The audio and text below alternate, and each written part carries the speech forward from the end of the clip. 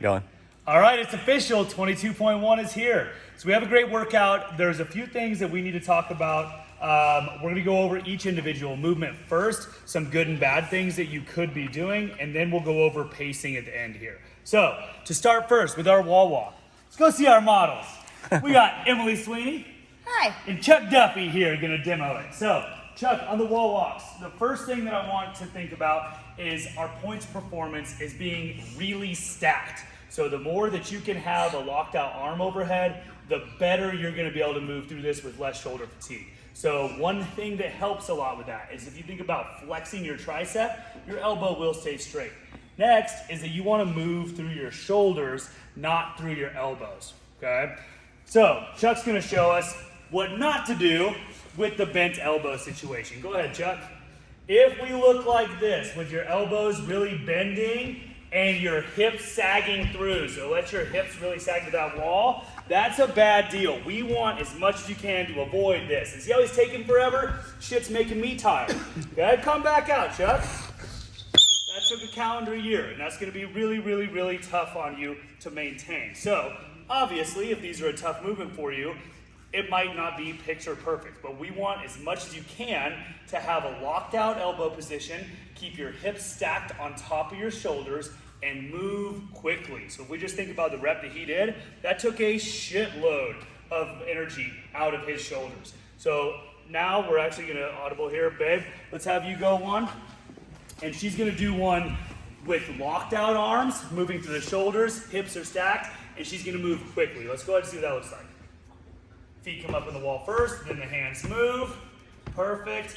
Okay, so she spent an extremely little amount of time upside down, which is gonna be less fatigue per rep. Just think about if you're doing, an overhead squat and it was a 10-second overhead squat, that would be much more stressful on you than doing a 2-second overhead squat. So move as fast as you can under control. Now, let's watch these guys each do 2 more reps with Chuck is gonna do a bad version, and let's go back just a little bit, and Em is gonna do a good version. We're gonna go at the same time. Let's do 2 reps. Whenever you guys are ready, go ahead. Go quick, babe, go slow, Chuck. Yeah, he's got that saggy ass and moving slow with bent arms. We want to avoid that at all costs. Perfect. Very good. Okay, so lastly, with the wall walk, you have to adhere to these standards is as far as the lines go, which you guys can see. We got the 10-inch, the 55-inch for women, and the 60-inch for men. But we need feet to go on the wall first. So, babe, go ahead and show me with your feet on the wall before you move your hands. Good, now move them. All right, Chuck, go ahead and show me one where you move your hands before both feet are on the wall. Bad, that was all bad. Okay, so make sure that we get both feet on the wall before your hands move. Same thing on the way back down. Both hands need to be in contact with the tape before your feet touch the ground. Okay, so those are our main focus points of the wall walks. Move quickly. We'll go on stilts and have your ass stacked on top of your shoulders as fast as you can. Next, we move into the dumbbell snatch. With the dumbbell snatch, there is no standard of when you can drop the dumbbell. Okay, so you can drop it at any point and switch hands. The biggest thing to think about when you're switching your dumbbell is that you are actually dropping. If you try to just transfer and grab your other hand, it turns into a shit show. So there's 2 methods that we can use. You can use that 35 for this one, Chuck, just to show the method. To practice this, you want to hold the dumbbell at roughly head height and literally drop it into your other hand, just like that. Okay, and so you can practice this to get used to that drop. It's a lot more natural than you'd expect. So if we watch Chuck do a couple of good reps here with the transfer, go ahead, put overhead, drops it, and back down. Now, a couple other things to notice, so you can keep going here, Chuck, is where his feet are. Scott, let's go ahead and get where this dumbbell is hitting. If we look at where this dumbbell is hitting the ground, it's in between his feet, behind his toes. Or the biggest thing is that he is over the dumbbell. His shoulder is in front of the dumbbell in this position. He's got leverage then. That's gonna be the most effective way to do this. Good job, Chuck. Now, the other way that you can transfer it if you're not super comfortable with this yet is dropping it overhead. Is what I call the pause and toss method. So go ahead, babe. Up top, you pause at the shoulder, cover the hand over the dumbbell but not touching it, and then you dump it into the next hand. It's a really good way to practice this is pause, cover, and dump. And you can just practice this a bunch before you start. because the last thing you want to be doing in the middle of this workout is being worried about how you're going to catch that dumbbell. But if you can keep these consecutive reps, it is going to be so much more effective than having to reset at the floor every time. Now, if that does happen and all of a sudden you're blowing up and you're not able to maintain touch and go reps with the dumbbell, then we can do singles. The biggest thing that happens when we do singles though is a lot of times the dumbbell, if you can look where it's at with them, is the dumbbell's out a little bit far in front. So go ahead and do a couple singles, babe, and leave that dumbbell out in front when you set it down. As she puts it down, if she puts it down way out in front, at the starting position, she's behind. She doesn't have leverage. Okay, so pause right here, go ahead and grab. If you look straight down, her shoulder's behind the dumbbell, she has no leverage there. So when you do those singles, make sure you bring the dumbbell back towards your heels a little bit. Go ahead and do a couple singles here. Good ones or bad ones? Let's do good singles. Okay, dumbbell comes down, switches hands, and goes. But that dumbbell is staying really close underneath of her. She's gonna maintain that leverage. That's a good thing. Next, breathing. You're gonna have to breathe at some point during this workout. So finding a pattern that keeps you on track is really important. The way that I personally like to do these dumbbell snatches is to exhale during the drive portion and inhale while you're up tall and or coming back down. So exhaling, inhaling, exhaling, inhaling, and you keep on that pattern. So let's watch and do a couple reps here. Go ahead. Money. Shit, it's like they know what they're doing. Very good. Okay, and if you got to go to singles, what's it look like? Yep, and keep it really close underneath you. Perfect. Lastly, Chuck did a good job without even being told here, is that if your back blows up, putting the dumbbell down and getting a quick stand to help deload, break your sets in that order, but kind of having a plan there is going to be a great way to go about it. If your back's starting to blow up, maybe you do 2 or 3 singles, take a quick stand, take a breath, and then get back to work, okay?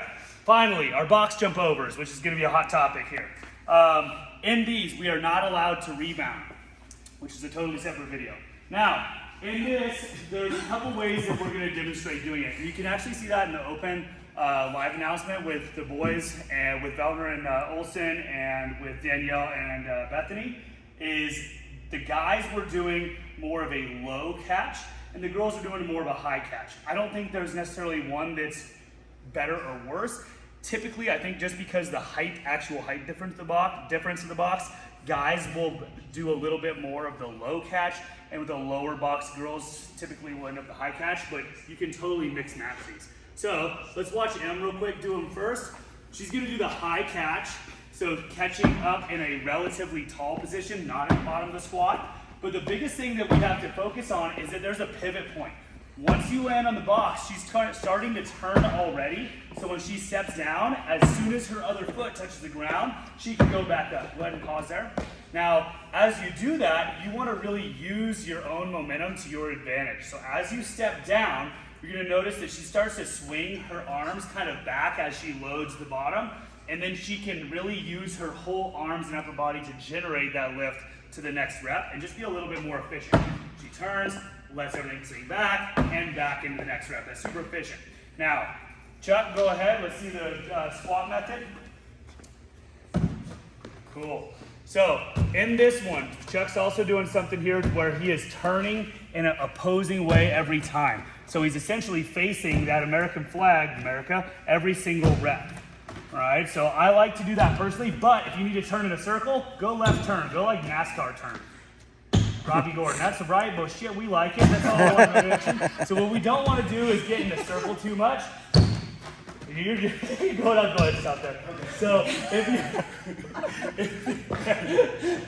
Chuck said, I don't know how sure it lasts. So when you do this, if you get really dizzy, don't turn the same direction every time. Having that quarter turn in an opposite way each time can help you not get so dizzy. But if you feel goofy doing that, you can totally stick to the left hand turn and go in a circle.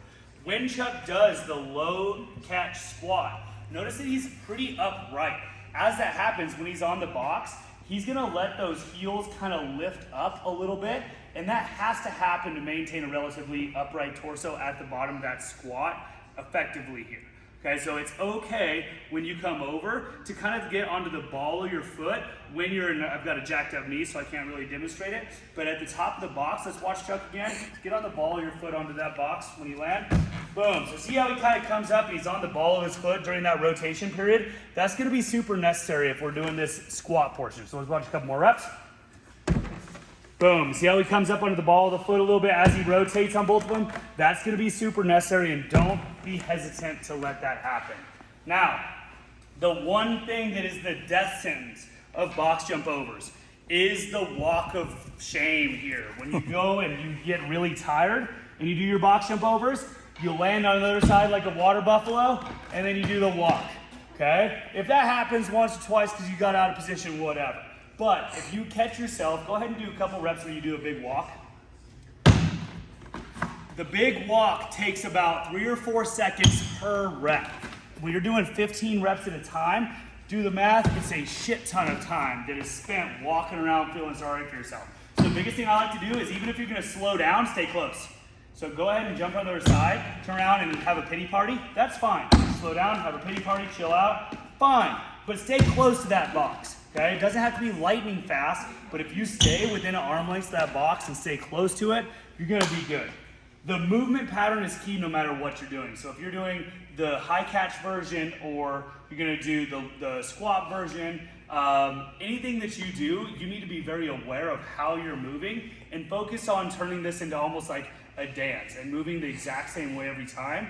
If you can focus on the movement pattern itself, it will help keep you on track pacing wise rather than, okay, I've got to maintain a certain pace. Focus on moving the exact same way, and that's a lot easier way to stay engaged in that workout. Now, as we've gotten through all these movements, pacing. So you have to kind of pick your strategy here. If you know that the wall walks are, well, let's not even get that far yet. You're gonna have a strength and a weakness in here unless you're an elite level athlete, and then you're gonna be fine with this one anyways. But no matter what, you have to know where you need to save your energy for and where you can put the pedal down to earn some ground. So let's just say, for instance, that the wall walk for you is a very, very, very difficult movement, and you know that you've got to kind of get your shit together there. And then the dumbbell snatch is actually something that's crazy easy for you. What might be a good version here is then to try to get through the wall walks. If the dumbbells are super easy, you might even want to break those up just for a second. That way you can kind of rest outside of the wall walks so you can be more fresh when you come to the next set. The worst thing you can do here is hit failure on the wall walk. For most people, the dumbbell snatch and the box jump over is not going to be the death sentence skill-wise. Motor-wise, that is certainly the case. But the really high skill session that has the potential to really take a lot of time is that wall walk. So rather, if your wall walks are suffering really bad, you don't want to sprint the other two movements and then have a crazy elevated heart rate when you get back to the wall walk, okay? Because the more TGR, the harder that shit's gonna be. So in that case, if your wall walks are really suffering, what I would do is I would pick one movement to turn into like a quote unquote recovery movement. So one example of this is maybe in the dumbbell snatches. All right, I'm gonna do 3 sets of 4 with 3 breaths in between each set of dumbbell snatches. And that'll allow you to kind of get your shit together before you get back to the wall walks. Or, you know, do the dumbbell snatches unbroken, and then, all right, I'm gonna do a little bit slower box jump overs, let my heart rate come back down. That way I don't have to have a huge rest period and big transitions in between my wall walk reps. Lastly on the wall walks is something that we forgot at the very beginning, is in between reps, your shoulders are gonna get smoked in this. There's no doubt about it. With all the snatches and all the wall walks, shoulders are taking a beating. So one thing I suggest doing is absolutely deloading your shoulders at the bottom of your reps, especially once your heart rate gets up and you start to feel like your shoulders are on fire. Rather than just forcing these and doing all 3 without stopping, take a quick deload, just a couple of seconds in between reps. Your approved resting positions, I would go hands out in front, just like so. Or I would go hands behind like a dead person this way. There you go. I think that's uncomfortable, but some people like it. The next way, if you're gonna take a bigger rest period, is to get off the ground, but do not support yourself with your arms. If you're gonna rest on all fours, go ahead and get into like a push-up position. That's terrible. That's not resting. Your shoulders are still working here. So do not rest in this position. If you're gonna rest, you better be laying on the ground or kneeling on your butt, kind of on your heels and your butt, right? So get the weight off your shoulders. Other than that, guys, your breathing pattern is gonna be a big deal here, and moving as efficiently as possible is definitely the key to this workout. Good luck on this one, and look forward to seeing you guys on the leaderboard.